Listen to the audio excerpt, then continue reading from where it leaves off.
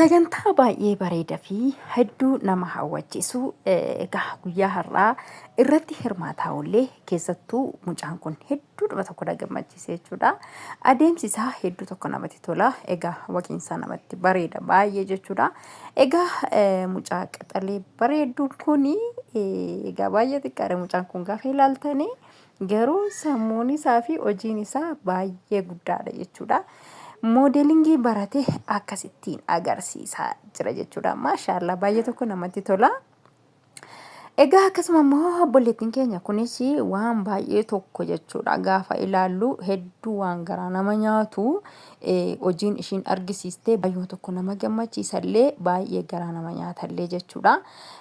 Egaa amma akka nama uffata miiccuuti jechuudha isheen goote isa keessa maal fuute suuraa Haacaaluu fuute jechuudha.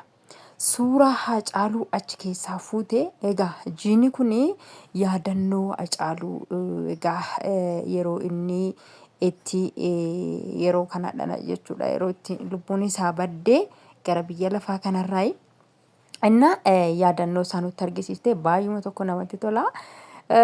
Dhugaa dubbachuudhaaf baay'een gammadee sagantaa kanarratti hirmaachuu kan kooti fi egaa anis waan dhaqeeffan qaba jechuudha sagantaa kanarraa calliseetii miti. Egaa sagantaa kana wanti inni dhaqee fi nama as jirutu jira jechuudha. Sagantaan modelingii kun baay'ee tokko namatti tola. Modelingii jechuudhaani egaa namoonni tokko waan namni bakka haayi ta'ee yookiin immoo namni bifti isaa bareedduu yookiin immoo bakka jira mitiiree waan addaa tokkotti fudhata. Garuu immoo konfideensii abbaa sanaati jechuudha. Waan sammuun kan kee waan sana itti murteessee ani kana ta'uun qaba, ani bareedduudha, ani kana gochuu nan danda'a jettee itti of murteessite taana waan barbaadde gochuu dandeessa jechuudha. Marree anis immoo akka carraa ta'ee hirmaattuu sagantaa kanaa kan na taasise obboleettii kan kootu as keessa jira jechuudha. Akkuma beektanii sistariin kan koo akka alaarra turte hin beektu. Akkasuma immoo yeroo ani da'e sana na eebbisuudhaaf jettee raawwattee dhuftee akkasumaan asitti hafte jechuudha. Asitti haftee hin teenye sagantaa garaagaraa barnoota garaagaraa fudhachaatii turte. Barnoonni isheen fudhachaa turtes egaa erga dhuftee raawwattee sababa kan kootiin dhuftee asitti hafteen booddee waa lamadha jechuudha kan isheen barachuu jalqabde. Tokko maalingi editingii jechuudha. Viidiyoo editingii barattee isallee xumurteetii jirti. Ammas immoo egaa modelingii kana baratte jechuudha. Asuma alamganaa keessadha jechuudha bakkeen isaa.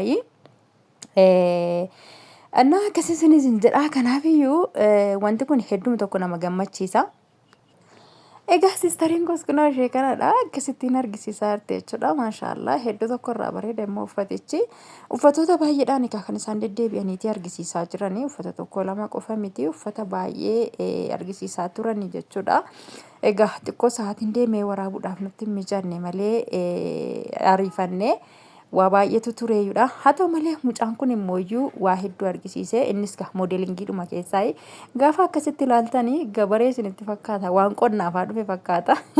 Teessoon amma akkanatti duwwaa ta'e kun jalqaba irratti muloo isaa guutuu ture. Amma yeroon deemee namni hundinuu yaa'ee maleedha.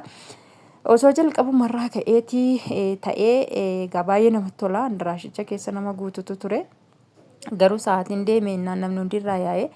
Egaa mucaan kunis immoo agarsiisa bareedduu agarsiisee sababni isaa maalinni egaa namni jireenyi namaa eessaa akka dhuftu maalidhaan akka ta'e argisiisee jira jechuudha. Mucaan kun maalinni kan inni argisiise gindaa fi qambarrii baatee dhufe jechuudha. Gindaa fi qambarrii jechuun amma akka gara keenyatti gindaa fi qambarriidha. Amma inni kun akka gara biraatti garuu maal akka jedhu hin beeku. Yaa jechoonni loqonni garaagaraa egaa tokko miti waan ta'eef dhiifama naa godhaa tarii yoo loqonni kan keenya fi namoonni baay'ee gargar ta'uu danda'a. Kanaaf dhiifama naa godhaa jecha kana jecha saalfachiisaa ta'e gara biraatti jechuudha. Gara keenyatti garuu amma inni gubbaa godhee inni deemu kun qambarriidha. Inni immoo sun gindaadha jechuudha. Egaa isheen kunis modelingiidhuma. Isheen kunis aadaa keenya durii kaleessa warri keenya akaakiloonni keenya akkawoonni keenya haadholiin keenya yeroo itti jireenya isaanii itti jiraachuu jalqaban yeroo haadha manaa ta'anii yeroo itti immoo haadholiinumti qofa haadha manaa ta'uu qofa osoo hin taane fakkeenyaaf erguma gurguddatteen booda bishaan bakkee deemtee waraabda jechuudha. Bishaan bakkee yeroon ammayyuu hin jira bar ammayyuu bishaan bakkee irra deemanii fagoo irra deemanii kan waraabni hin jira. Bishaan keessaa qabdi mucaan bishaan jalaa kennamni bishaan keessaa jalaa kennamni. Ana maashaallah garuu hedduu tokko namatti tola dhugaa dubbachuudhaaf. እና isheenillee maal argisiiste durii namaa bishaan naannoorra hin jiru waan ta'eef bakkee fagoorra deemanii ubboo yookiin immoo ishee nama okkotee ishee nama baattee jirtu jechoota garagaraatti okkotee jechuun sirrii miti dhugaadha nan beekaaniyyuu garuu akka kan keenyatti rakkina hin qabu. Ammas isheen baattu kanatti waraabanii dhufu jechuudha. Biyya bakka bakkeerra deemanii bakka bishaan jiru burqaafaa deemanii barbaadanii waraabu jechuudha. እና isheenillee kana nutti argisiiste maashaallah hedduu tokko bareeda jechuudha. Maaliif namni waan kaleessa darbe argisiisuun baay'ee nama gammachiisa. Egaa isheenillee amma bishaan ishee deemtee boshee baattee dugda ishee hidhattee dhattee bishaan waraabbattee galaatii jirti jechuudha. Inni baay'ee namatti tola dhugaa dubbachuudhaaf hagana kan hin jedhamne yeroo achitti argaman sanatti baay'ee nama gammachiisa iddoo sanatti jechuudha. Isheen kun immoo Oromtittiin hin dhufte kaayee gaashaan maalidha safeedii fi midhaan qabattee dhufte midhaan calleessaa jirti isheen immoo. Isheen midhaan calleessatti jirti. Egaa inni kun kan durii osoo hin taane egaa haadholiin keenya maal akka hojjetan argisiisa. Kuni gundoon maal akka hojjetu.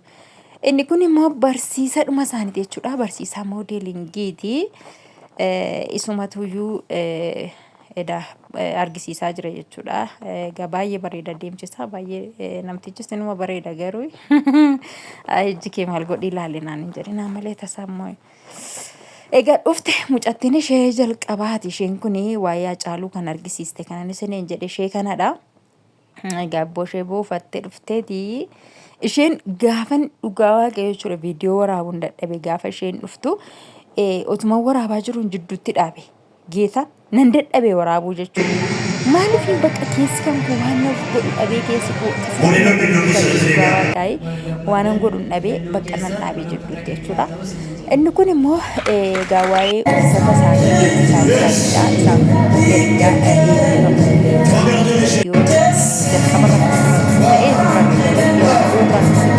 Isaan kun yeroo isaan